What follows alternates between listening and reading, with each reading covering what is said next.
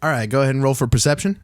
I got a 13. Hey, that's pretty good. With that, you can tell there's some fantasy situations going on. You hear some adult language, and with that, you can tell this podcast probably isn't for kids. Hey, everybody. Welcome to the Dungeoncast. I'm Brian. I'm Will. This is the podcast where we talk about everything Dungeons & Dragons, from voracious vines to volatile vixens. And today, we're talking about deities and religion.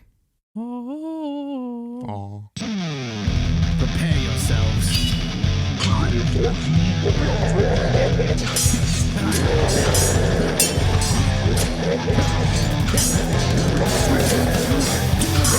I cast Fireball.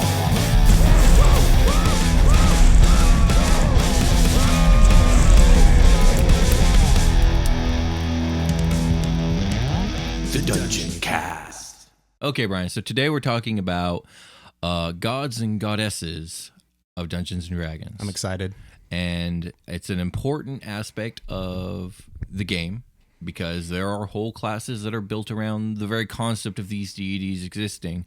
I think it's important to tackle that subject first and foremost. Okay. Generally speaking, in most D&D games, the gods are real. There is no denying that. Like, they are real, they do things, and they send out their agents, and they want their will to be invoked. That's what I've noticed is sometimes they're in your face. They're not just in my campaigns, they will be a lot. Like, I really just use the trope a lot where the gods get really involved, and it's like this world-ending whole thing. It's just my style. It's just how I do it. I mean, they're like in control. Like, yeah, in a lot my of gods are ways. very direct. And that's kind of something you have to decide as a dungeon master. Are the gods real? And likely the answer to that is yes. Otherwise, you're having to come up with replacement for like the cleric and stuff like that. Yeah, either you have to disregard the cleric and maybe even the paladin, or you have to come up with some other thing where they get their power from. So are the gods real? And if they're not, what are you going to do about it? And if they are real, how do they affect your world? How involved are they in it? Like, what is their place in your world? Yeah. Are they in your face? Are they more behind the scenes? There are people who pray to them, but do they answer? Yeah, exactly. And if they answer, do they answer directly, or do they work in mysterious ways? Right. Yeah. As and sometimes a lord will do. Yeah, absolutely. And I think one of the first questions that we need to tackle in this episode is, what is a deity? Right. Like, what constitutes a god or goddess? What makes them with all the divine? fantastic things that go on in Dungeons and Dragons, where's the threshold of becoming a god? Right. And the thing is, there are other very, very powerful entities that are godlike, or maybe even on the same level as gods, but they're not gods. Right. So in terms of like a power. In terms of power, Yeah. And even like worship, like some things can get worshipped as gods. That's why they have cultists. That's why there's cultists, yeah. Cthulhu. And in your world, there, and yeah, we're gonna talk about the elder gods, or the great old ones, or whatever you want to call them, a little bit. They're gonna get their own episode From the without far a doubt. realm, right? Yes, from the far realm, which just means outside of From the normal beyond, reality, from the primordial soup. exactly, from the upside down. From the upside down. Yeah, and From the invert. from the invert, yeah. So, man. So, okay, yeah, what constitutes a deity? I've seen it done a few different ways. Some deities get their divinity from prayers and followers, like believers, if you will. Their power comes from belief. Nice. And the more followers and believers a deity has, the more powerful and potent they are. Have you ever played or seen Okami or heard of Okami?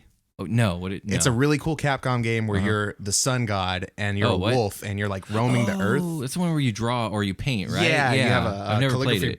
It's so good. It's, I hear it's I a hear classic, great. like Zelda-inspired Nice. dungeons and But you are a combat and deity stuff. in that one, huh? Yeah, and your power comes from belief. So like okay. at the end of the game, when you've helped all these people and and everyone's like, you were the sun god, and they start praying to you. You like become all powerful. It's really cool. So that reminds me of that. Okay, yeah, and I think it's a very common way to depict deities, where they get power from their followers and That's believers. pretty cool.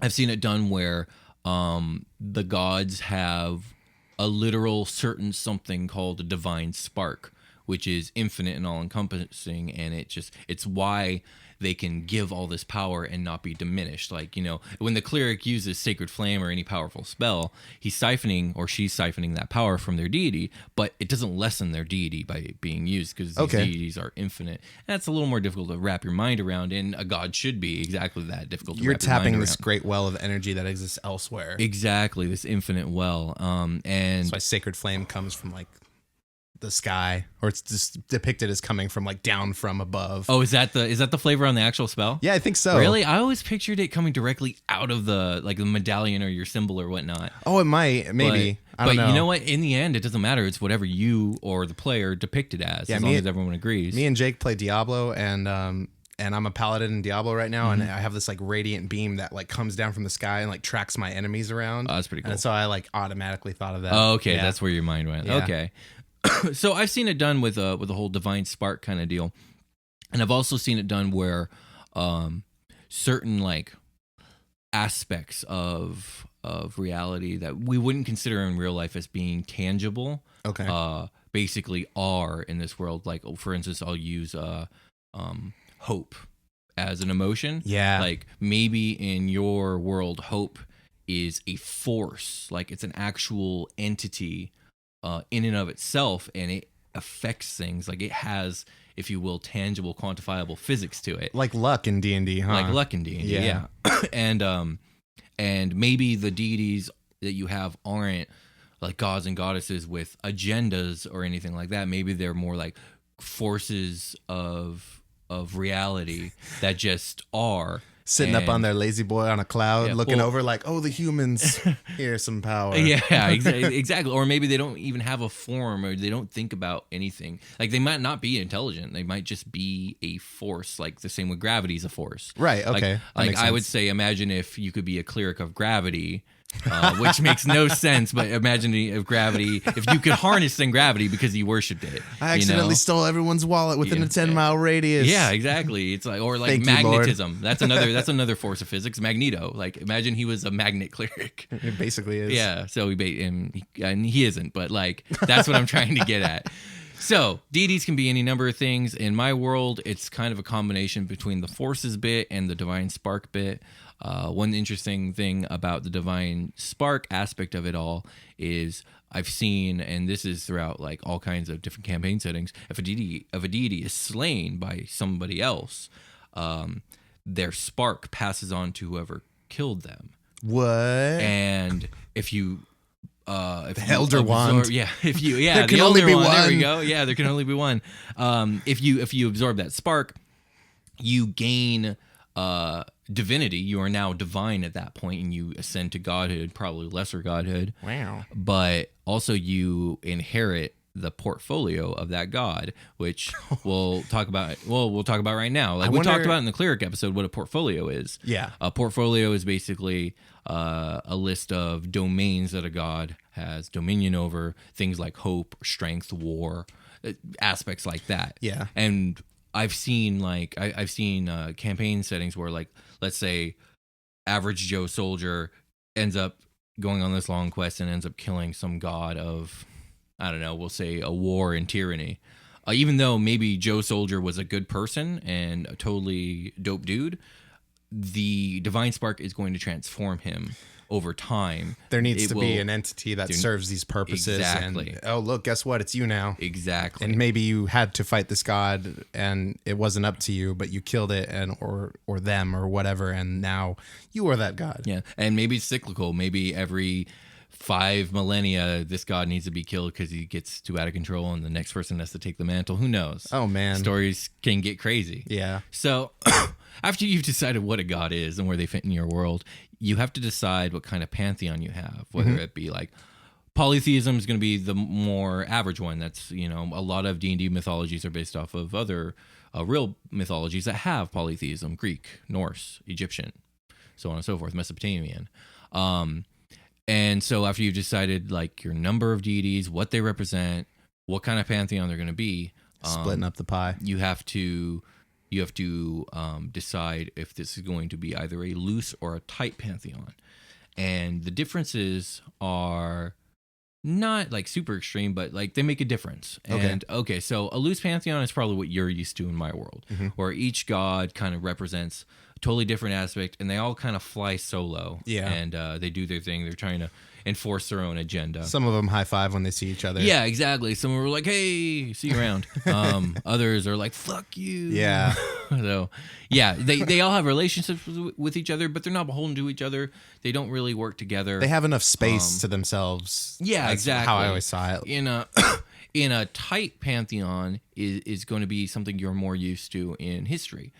The Greek gods are they're not quite what I would categorize a tight pantheon, but they're pretty close. They have I've seen Hercules, and I'm like, well, they party, they hang out together. Hang out. Well, the concept of a tight pantheon is that like they generally work together as a generally under one religion, and they usually have one leader amongst them. Zeus would be this one, or Odin from Norse mythology. Yeah, like Odin is the All-Father, and Thor and Freya and Heimdall and all them are gods that fall underneath Odin, and even though they represent different things than Odin, they're still all part of the same family, and they're all on the same side. Yeah, they serve like the overall purpose, the overall function of their godhood. Exactly, and they all fall under the same religion. Right. A nice fantasy one that I think a lot of people who view or listen to us might be familiar with is the Seven from Game of Thrones, which I know you're not familiar with. No. But the Seven Probably should be. You should watch it. It's a great show. It's really good. But the Seven are the seven gods of the main religion of the continent of Westeros, and they all fall under the same religion. In this case, there isn't a leader amongst them. They're like seven equals, but still, it's like seven different deities that represent seven different things, but fall under the same religion. Okay. So that's another way you could do it. I tend to favor the looser side of things, just because if I'm forced to deal with a pantheon that's tight, that means I gotta really think about this religion and put a lot of detail into it. Like the domino effect, like certain events might have on the others and whatnot. Yeah, or just like the little things like if the religion is tight, that means everyone's celebrating the same religion, which means that as you guys come across any religious person, it's got to be cohesive and everywhere. Yes. You know, like that for me is more work as a dungeon master. If I can just call it all loosey goosey and be like, why is this cleric different from this cleric? Well, because he serves some other different god in some other different He's from way. this town. They have this temple. Don't there. worry about it. Give you as much breathing room as possible. Exactly. And as a dungeon master, breathing room is so valuable. At least I feel like it is. I prefer it. Yeah, absolutely. Give me as much as you can. So I don't fuck up my continuity crazy. Another thing that you got to kind of consider too is like there's a lot of intelligent species in the world of D&D, and they're not probably going to all serve the same deities. There are going to be deities that are race specific. Okay. And then you got to kind of decide, do they have their own little mini pantheons or their own pantheons, or are they all under one deity? I was thinking like elemental stuff. Did they have like pantheon, like their own? Is there like usually a god of like like a god of fire? Yeah, stuff like that. It's kind of funny or is it in someone else's portfolio? Like fire is like under. So the elements don't tend to fall directly under the gods. They're like their own plane, right? Yeah. They're their own plane. But also, in 4th edition specifically, there were very, very powerful godlike entities called Titans. Yeah. And they existed in the elemental chaos. Now, the elemental chaos was a huge, expansive, infinite realm of stone and earth and water, like vast oceans and burning fire and whatnot. And it coalesces into the 4 planes, plane of air, water, fire, and earth. And they kind of reside over like the elements. Okay. And also magic, and evocation magic specifically, is all about the elements. It's just like I've seen other like fantasy, like video games and books and whatnot, where there are gods of fire or gods of water. Okay. But in this game, there isn't. Like, there's a god or goddess of the sea a lot of the time. Okay, so that might like entail some water. Yeah, a lot of water stuff. Or the god of the sun, it's going to be a lot of fire stuff, but they're not the god of fire. Right. And there's other kinds of fire. Like a god of nature would like encompass earth plants things and earth stuff. Yeah. So yes and no on that. And also remember, it's your world. So if that's the way you want it, fuck yeah, it's that way now. So when it comes to the races in their own pantheons, a lot of the times you will see race specific pantheons in D&D. Like the elves will have their own private elven pantheon, and they tend to be tight pantheons when it's a racial one, because it's like an entire nation of people are basically under one religion with 5 or 6 gods. Yeah, okay. Orcs are going to have their own. Gnomes have their own. Even halflings a lot of time will have their own. Not in my world. My world is not like that, but Okay. I've seen it a lot. So that's something that you got to think about too when coming up with your concept of deities and religion in your world. And I've been talking a lot, and I know that you're kind of coming up with your own world as we speak. Yeah. And deities are a subject that you're still tackling. Yes. So how's that going? Well, I've been kicked in the rear to get it going because I now have a cleric. That Oh, yeah, we got a cleric on the team We're going to be now. putting in the party, so there needs to be a pantheon now. It is required. I feel like I'm not trying to tweak to like take the cleric and turn it into something it wasn't intended to be in terms of the book. I'd rather stick with the normal. What it's supposed to do. Its main function, which is like the gods are fun. Like that's a good pool of story to grab from if you want to. You know, I could make this pantheon and never touch it. You know, it's just, my cleric will, obviously be praying, and there will be temples, and like you'll hear about God a lot or gods a lot, and like I don't ever have to show you one. No, not necessarily. Yeah, or make it even a part of the plot, like the overarching story. Yeah, and they never have to get involved. And who knows what that even is going to be right now. So, I have an idea, but you guys all have your own ideas. Very scary. I tried to go easy on you with my character as a paladin. I was like, I just won't make him religious. I'll make his oath be to like a higher ideal. Yeah, and I like that a lot. That's really cool. It's a very like two sides of the same coin almost between you and the cleric. Like there's a lot of different ways you can do these types of things. So yeah, I am going to build a pantheon. I think they are going to be kind of a looser pantheon.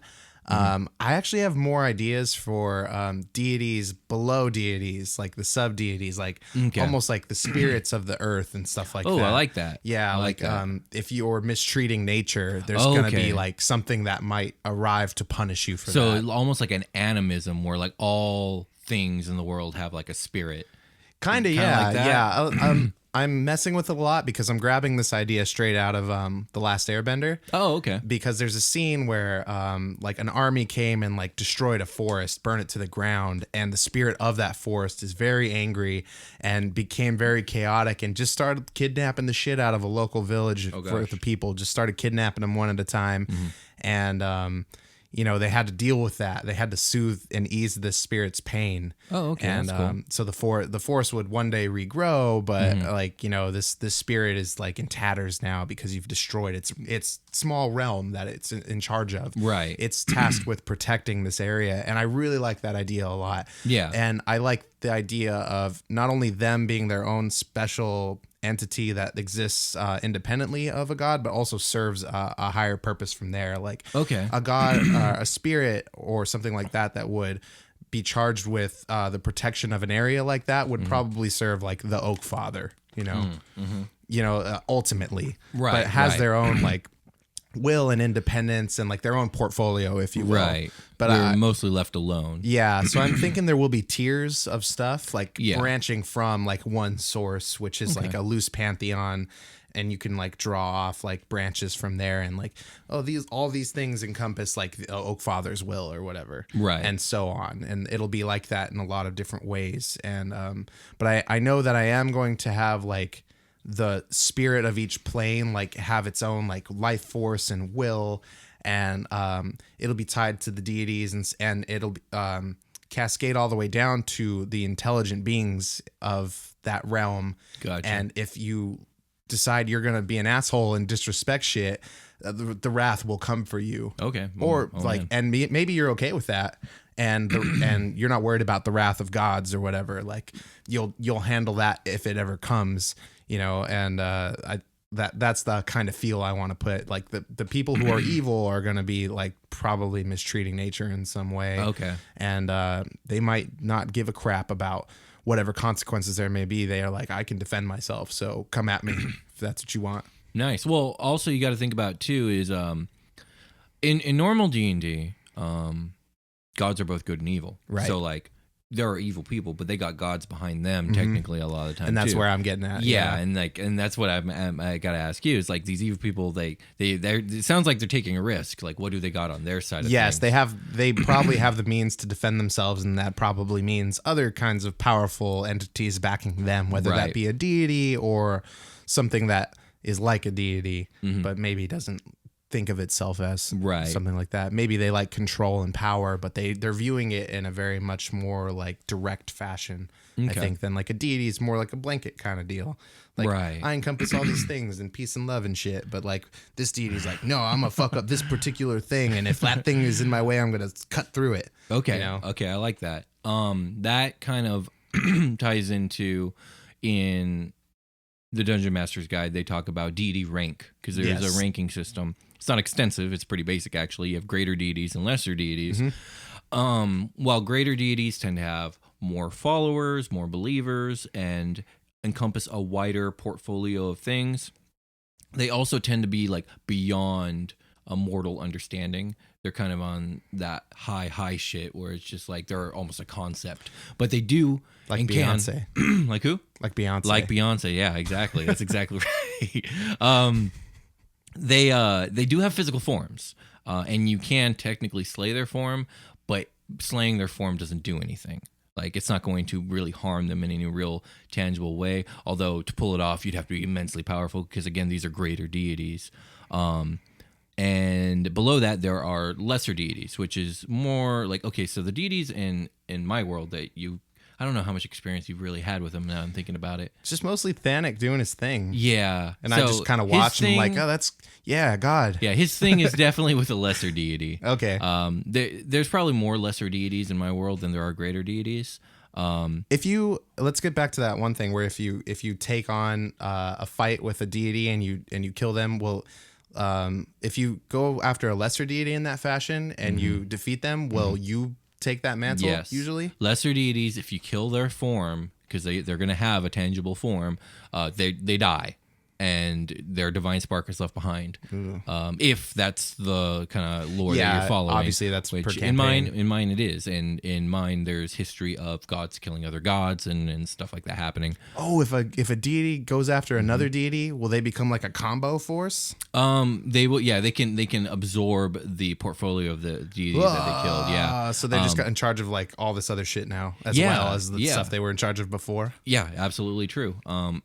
In 4th edition lore, I think the Raven Queen, which was originally just the goddess of death, I think ended up in some sort of fight with some evil winter god that was like constantly trying to kill with winter. And this is like supposed to be in the long ago. Okay. And so she kills him and ends up gaining that along with fate as her 3 things that she resides over. Damn, that'd be awkward to like kill the guy that was trying to fuck up your domain and shit, and now you have all that like angst against your shit inside of you. Like, yeah, right. Like, do I destroy it? Do I keep it alive? As gods, they're supposed to be above such things. But I mean, there's entities that are very powerful that aren't gods that become gods. Like in 4th edition D&D, Asmodeus or Asmodeus or however you want to say it was the Archduke of what is it, Nessus?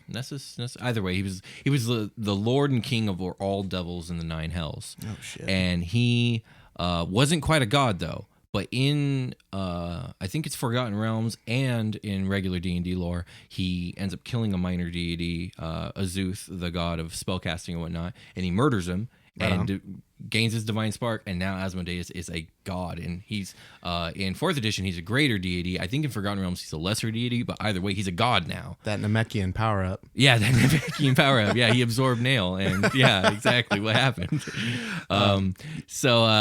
So yeah, deities come in greater and lesser, and another rank that isn't talked about in the Dungeon Master's Guide, but I've seen it everywhere in D&D, like for years, is a lot of times there is a father deity above it all, and he or she is not above or not involved in the world. Okay, like probably doesn't have worshipers, probably doesn't need or want worshipers, probably isn't very aware of the mortal realm at all, or maybe they are. But usually they're the thing that created gods in the first place. Yeah. And they're so far up They're there. like zoomed out real hardcore. Exactly. In my world, that does not exist. In my world, it's more about like the forces of order and the forces of chaos.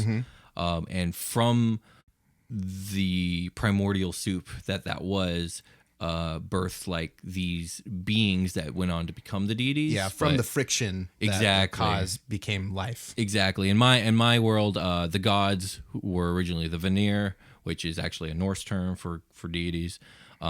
They were the agents of order, if you will, and then I had the Aesir, another Norse mythology term, which were basically the primordials from 4th edition.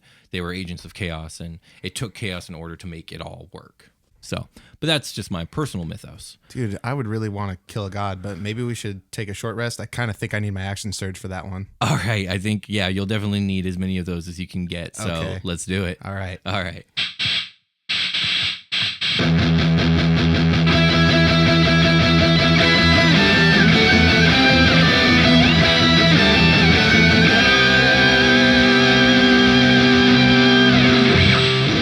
Hey, everybody. Thanks for listening. We really appreciate all the support. We want to go ahead and promote another podcast that we're big fans of called Adventure EXE. Nice pronunciation on that, Brian. Yeah, Adventure EXE. It was very clear and concise. I liked it.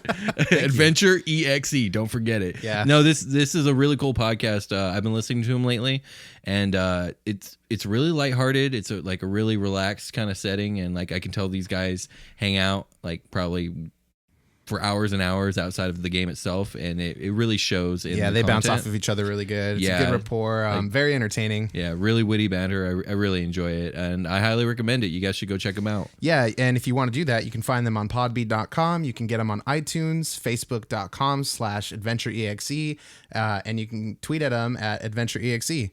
Yeah, and again, I highly recommend it. Tell them we sent you. That would be Sarah, Matt, Jeremy, and Carmen. Good job, you guys. Really, really enjoy your show. You guys kick butt. All right. Now we're going let's to take bump this our own opportunity to stuff. talk about Because ourselves. we like what we do here. We rock too. And if you like what we do here too, please help support us by giving us subscriptions on YouTube.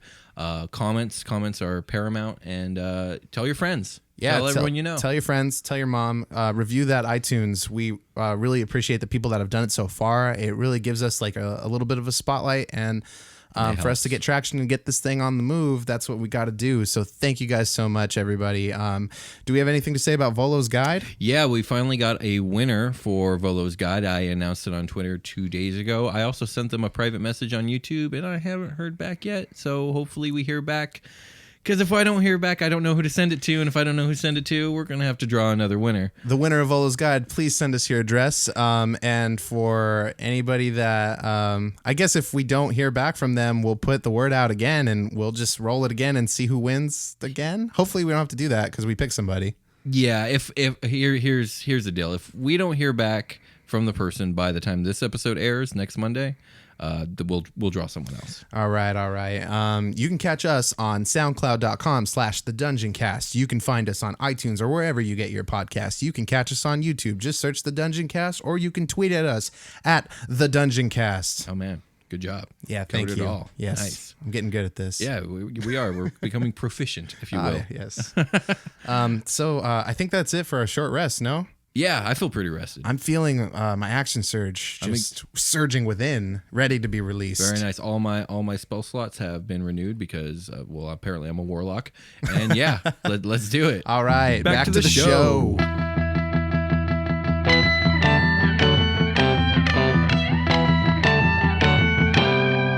All right, Brian. So we've talked about greater deities and lesser deities. That's true. There are also quasi-deities or demi-deities.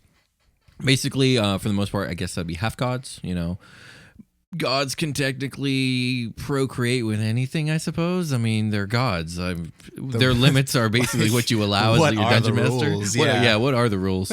And so, I mean, you see it in Greek mythology all the time, and I don't really know Norse mythology well enough, but I imagine it's there too. It's pretty nasty. Yeah, but I mean, you got Hercules and Perseus and a bunch of other Greek demigods, and they're just like a lot of them seem very resentful. Yeah, well, Like you their know, their lineage. parents usually just forsake abandon them. Yeah. You're like, yeah, not you're forsake on your own. them, but like abandon. Yeah, is more of basically, they're a bunch of deadbeat parents. Those gods, but I do so much. How can I raise a child? and you can do your demi-deities like that. But there's also like entities that are very closely tied to the divine and are very powerful, but they might not quite be what you would consider like even a lesser deity in power. Some of the Titans might be considered like quasi-deities. Maybe I was always under the impression that all of the Titans were like very powerful. In 4th edition, they are like deity level. In 5th edition, Titans are considered quasi-deity level. Oh, okay. You might consider some archfey to be quasi-deities. Even archdevils, maybe, kind of. I mean, Asmodeus became a full-blown deity by killing another god, but he was already pretty close to that power level as it was. Yeah, so you have like a ranking system within the ranking system there. Like you could have lineage of the gods, but not be super duper powerful. Yeah, absolutely. You could have it so that there are like levels of angels, because angels will serve deities, both good and evil, depending on what kind of angel they are. And there are angels that are super powerful called solar angels, and they are like ridiculously powerful. And if one got powerful enough and got enough worshippers, it might become a quasi deity or a lesser deity. Oh, dang. Okay. Yeah. So what's the difference between an angel and a devil then, if they can like serve? Or like a demon, I guess, not a devil. So demons and devils are separate things, right? Demons and devils are separate things, and they're very different from each other. And devils actually do have a very strong tie to angels, which we'll get into in both the angels episode and the demons or the devils episode. Okay. But yeah, as a matter of fact, the tie is so strong that in 4th edition, all things like from like the celestial realm were considered immortal creatures, and even though devils were from the 9 hells, they're still considered immortals because that's their origin. Okay, so the 9 hells, are we talking about that later, or do you want to talk about that We'll now? touch on it a little bit. As a matter of fact, that was the next thing we're going to talk about is where do these things live? Okay, yeah. Let's talk about the 9 hells a little bit then, because like, Okay. Are they ranked? Are the 9 hells like levels of hell, like, Yeah, or are they just 9 separate kinds of hell? So the way I've seen Beator, the 9 hells, depicted in D&D lore is it's almost like it's a little planetoid, if you will, and it's divided into 9 layers that go all the way down to its center. Yeah. With Asmodeus at the center of it all, and the Archduke over everything, but specifically his layer as well. And basically, at each layer, you go back up to the surface. An Archduke rules over it, but it's very hierarchical, and that's because devils, like hierarchy and law, is everything to devils. They're very, very lawful evil. Okay. Which will be a fascinating subject to talk about later. Yes. But speaking of the 9 hells, a lot of these deities, well, they have to have a place to live, and most of them, if not almost all of them, exist in the outer planes of the prime material plane. So they are divided into the negative and the positive planes, or the upper and lower planes. That's interesting. Okay. Basically, like good and evil. And, yeah. Or whatever version of that you come up with. Yeah, or exactly. And in the Dungeon Master's Guide, there's a whole list of them. There's like Utopia and Elysium and Arcadia and the Beastlands, and like they go for anywhere from being like super good to really neutral to really evil. Like they fulfill pretty much every alignment, every character alignment there is. So there's like a lawful, neutral, outer plane realm, and there's chaotic evil, like which would be the abyss, and lawful evil, which would be the 9 hells. Okay. And these are the places where these deities are usually going to live. But it's up to you whether, like, do they have a physical form there, or again, are they just more of an idea that permeates the universe? Right. That's really up to you. But for the most part, like, you have the astral sea, which is the upper plane, and you're gonna have most of your good deities there, and then you're gonna have the negative planes like the abyss, Archeron, Hades. I think hell technically. Do they all speak celestial? Yeah, I would say every deity can speak celestial. Okay. And celestials themselves, like angels and whatnot, all deities are celestial. Not all celestials are deities. So, what was it? Not all spellcasting focuses are arcane focuses, but all our arcane focus are spellcasting focuses. We actually got a comment. Right. We got a comment on that episode, the wizard. Oh, I think that was a wizard episode, and he made a good point that we just simply overlooked. The reason there's a difference is because there's other types of focuses. There's divine focuses and druidic focuses for each of the classes, and I'm like, I never even thought of that. Yeah, that's the differentiation. Thank you, YouTube user X, who commented. I think his name was Valdar. So I don't know why I remember that. Shout out to Valdar. Yeah, thank you for proving us wrong, Valdar. We appreciate that, though. Yeah, we need we do. to, if we say something wrong, check us on it. Yeah, absolutely. We want to be better. Put us in our place.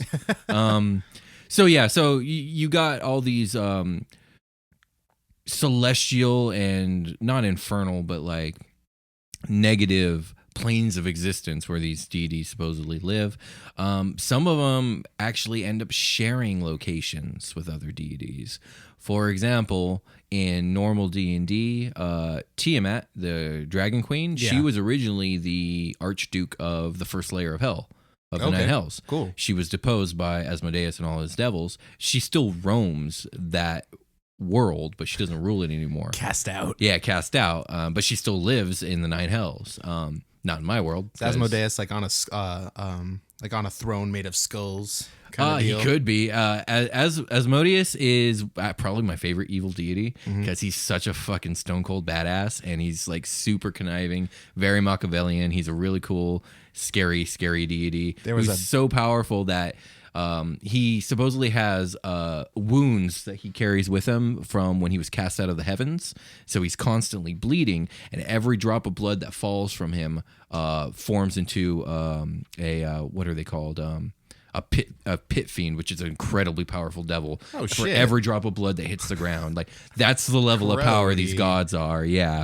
And you don't want to like get that in your mouth. yeah. So I can't wait to do whole episodes on like different deities. There was a and sick he ass might be the first Yu-Gi-Oh one. card called Lord Asmodeus or something like that. You cast it. It was a ritual card. It came out onto the board. You paid 2,000 life points. You destroyed everything but him. That's badass. That sounds about right. Yeah, it's really cool.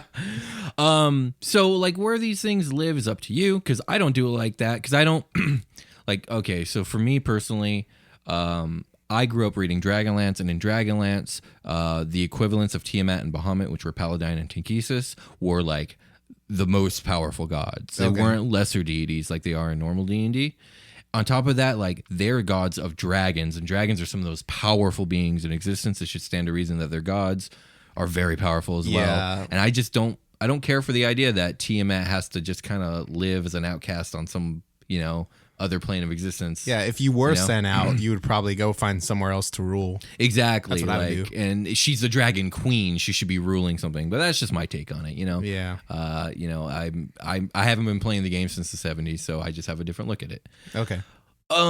So let's talk a little bit about worshipers. Yes. Because all these deities got worshipers. They got Who are these people damn who got- people, and what are they getting out of this? What are they getting out of this? Yeah, and it's not too well defined. I've seen it done a few different ways. Like sometimes, like if you worship a deity and you're pious and whatnot, and you follow the doctrine as you should, you end up on the same plane of existence as the deity that you devoted your life to. Oh, you look enlightened enough to like transcend. Exactly. Okay. And that makes sense when it comes to all the good gods, but like why on earth would you worship like a deity who's going to end up making you live in pandemonium? Make you like murder babies. Yeah, like why would you worship Asmodeus if you're going to end up as a slave in the Nine Hells when it's all said and done? Like, why the fuck would you do that? Right. And you kind of, as a DM, you got to come up with reasons. Actually, that one's one of the easier ones, because like if you forward Asmodeus's like will and agenda very far and are in high standing,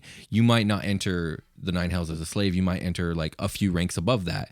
But the Nine Hells, when all is said and done, is all about rank and climbing rank. Yeah. So like Prove yourself before you get there, and you'll have a higher seat. Exactly. And even the lowest devil at the very bottom, like imps and whatnot, like they can climb up and change form and get to the high ranks over the course of millennia. So like you still got that political Game of Thrones to play. Yeah, you got to show up on time. Yeah. Don't call off Show on sick. time. I mean, just show up, man. Yeah, dude. You're halfway there. Do your job. You stay for overtime, and you'll get the promotion. Keep the nine hells clean. Yeah. Ye imp. Ye imp. Stop leaving your food in the refrigerator in the break room. We notice, and we don't like it, and you'll stay at the bottom. So it's up to you as a DM, like, because for me, it needs to make sense. Like, why would you worship a demon lord if there wasn't something you were going to get out of it that you really thought was worth the risk? Probably like the promise of power is something that they throw around a lot. Very common one, yeah. Or you get tricked. You get straight up tricked. You think you're going to get some cool shit and you don't. And then you you don't. are ye imp. And then you don't care and you are leaving your food in the break Exactly, room. because you're like, fuck it. Such is my lot in life. I hate this job. Also, there's things like Dan from accounting keeps pitchforking me. if you keep forwarding my agenda, I'll be able to take over the world, and when I rule the world, you'll be a king amongst men. That's a very common one, again with the power. Yeah. So, as a dungeon master, I would give it some thought, because religion is probably going to permeate throughout your entire world, especially if you have a religious character. Or a religious storyline, and sometimes some players never ask any questions, and you never have to delve into these details, but sometimes they do, and you should have an answer ready. Yeah, personally, if I have a person in my campaign that wants to worship a god, I should know quite a bit about that god. Right. Maybe not as much, like, there doesn't have to be as much data on the forefront of my mind for other gods that might, because there's no player like directly worshiping or like interacting with that pantheon of faith or whatever. And like they're gonna be asking their god for shit. Will their god do that? Is that in line with what the god's like their profile and agenda? Like, like Sandy was saying he's gonna sacred flame on some bats just to get some light. I'm like, bro, I don't know, man. I don't know. Seems like you're squandering your power, like depending on your deity, you might do. You also just murdered a creature. That's like, true. For no reason. That's probably true. some strong cruelty. bats. We don't condone animal cruelty here on the Dungeoncast. I don't. Creature cruelty. These are the monster cruelty. Monster cruelty. Well, a bat's not a monster. It is a beast. It is a creature. Respect life. Indeed. You got to think about all those things as a dungeon master. Those are all things you should consider. The last thing I think I want to talk about on this show is I want to encourage you to think outside the box when it comes to deities.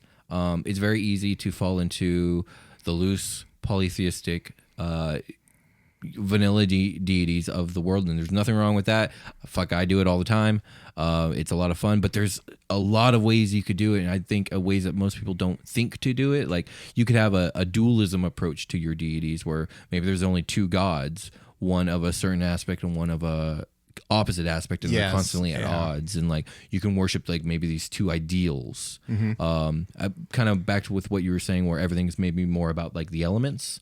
Maybe the gods of nature aren't gods of like hope and despair and the sea. Maybe they're more like god of air, god of earth, god of fire. Like, they stuff have like domain that. over like 1/4 of everything, basically. Yeah, exactly right. Like, do you want to go sailing? You're gonna need the god of air or the god of the sea, and like stuff like that. And you pray to them. Absolutely. Safe passage. You can do an animism type thing where like all things, like maybe there are no gods, but like all things in your world have a spirit or a divine spark within them. Yeah, I like that. And you can pray to the life stream, if you will. You know what I mean? Like, so yeah. Like, there's so many ways to do it. Like, don't.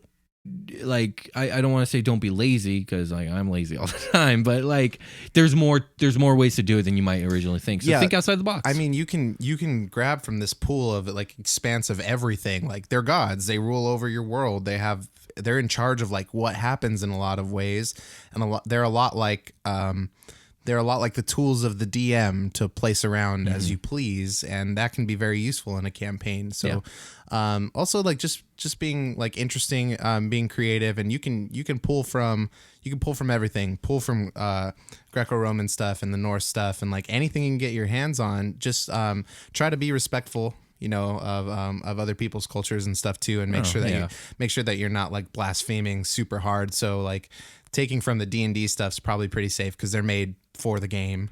Yeah, D&D takes from so many religions. Like, I mean, in the end, it's a fantasy game. Everyone's there for make believe. Yeah. Like, I agree at the table what your dynamic's going to be. So that's a private per game kind of deal.